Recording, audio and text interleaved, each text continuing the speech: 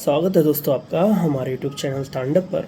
आज हम बात करेंगे पिटबुल को हमारे यहाँ सेंट्रल गवर्नमेंट ने बैन कर रखा है नोटिफाई करके। ना ही तो हम उसकी ब्रीडिंग करवा सकते हैं और ना ही तो अपने घरों में पाल सकते हैं। ऐसे ही हमारे यहाँ की 23 स्टेट्स ने भी कर रखा है। लेकिन ऐसा क्यों किया या पिटबुल की हिस्ट्री क्या है? देखिए, एक्चुअल में हमारे नेचर ने हमें इस प्रकार का कोई भी डॉग नहीं दिया।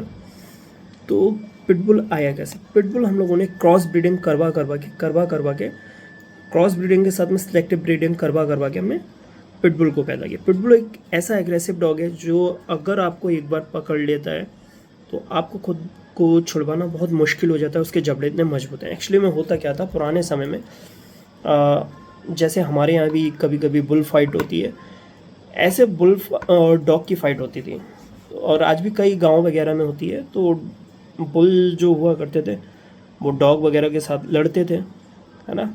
लेकिन जब इस चीज़ पे बैन लगा तो डॉग को आपस में लड़वाया जाने लगा। तो जो बुलडॉग होता है उसकी सिलेक्टिव क्रॉस ब्रीडिंग करवा के हमने, जब हम एक जनरेशन का काफ़ी जनरेशन के साथ में ब्रीडिंग अलग अलग तौर से करवाते हैं तो एक नई नस्ल पैदा होती है। वो नई नस्ल थी पिटबुल और हमने इसको नाम पिटबुल इसीलिए दिया क्योंकि वो जो फाइट हुआ करती थी जहाँ बुल लड़ा करते थे डॉग्स के साथ में, इस वजह से इसको नाम दिया गया पिटबुल। आप देखिए इसकी जो पकड़ है वो इतनी मजबूत है कि अगर ये घोड़े को, इंसान को या बुल को, किसी को भी अगर ये पकड़ ले तो ये बहुत समय तक छोड़ता नहीं और लगभग उतना मांस निकाल लेना या जान ले लेना, ये दोनों ही काम इसके कॉमन है।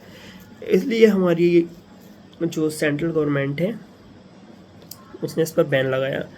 ऐसे ही आपको जानना चाहिए कि जो बनाना में पहले बीज हुआ करते थे, लेकिन अब के में बीज क्यों नहीं है?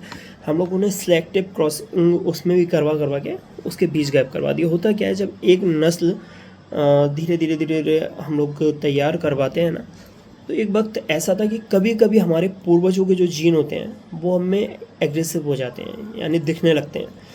लेकिन कई बार ऐसा नहीं होता है। तो नॉर्मल आपके कईयों के पास पिटबुल होगा, वो एकदम नॉर्मल व्यवहार करता होगा, लेकिन जिस दिन भी वो जीन उसमें एग्रेसिव हो गया तो वो तुरंत आप पर हमला कर देगा। और ये जीन कैसे भी एग्रेसिव हो सकते हैं, क्योंकि आप देखते हो जब रेडियोलॉजी में होता है आपके जीन्स पे इफेक्ट पड़ते हैं, ये तब भी एग्रेसिव हो जाते हैं। तो कुछ भी हो सकता है। ऐसी छोटी मोटी इन्फॉर्मेशन के लिए आप हमसे जुड़े रहिए। अच्छा लगे तो शेयर कीजिए, लाइक कीजिए, सब्सक्राइब कीजिए और नॉलेज को शेयर जरूर कीजिए क्योंकि बांटने से बढ़ती है। Thanks for watching my YouTube channel.